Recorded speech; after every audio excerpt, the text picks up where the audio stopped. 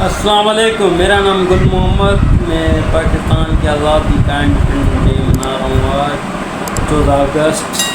Celebrate करें अपने घर में। बच्चे गए थे स्कूल और बच्चे स्कूल से अभी आए हैं, तो हम पाकिस्तान की आज़ादी अपने घर में अपने बच्चों के साथ मना रहे हैं। ये राइना है और ये मेरी चाचू की बेटी है छोटी की, और ये मेरा चाचू का बेटा है और राइना मेरी बेटी है।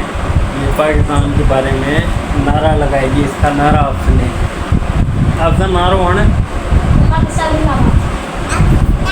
जोर सा देखिए, इसकी आवाज़ से पता पड़ता है कि हमारे बच्चों में इतना जोश है। ये देखें आप, हमारे बच्चे इतना नारे लगा रहे हैं पाकिस्तान जिंदाबाद।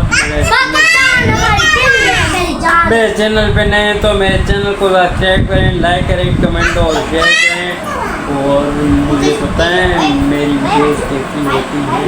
मेरा चैनल बिल्कुल न्यू है, आपकी सपोर्ट की ज़रूरत है, आप मुझे सपोर्ट करें। पाकिस्तान जिंदाबाद, पाकिस्तान पाइंदाबाद। I love Pakistan. खुदा हाफिज़, बाय बाय।